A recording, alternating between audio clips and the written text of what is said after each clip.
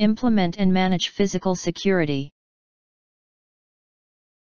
Physical security is the protection of people, data, equipment, systems, facilities, and company assets. Physical security controls are perimeter security controls and internal security controls. Perimeter is the external facility surrounding buildings or other areas.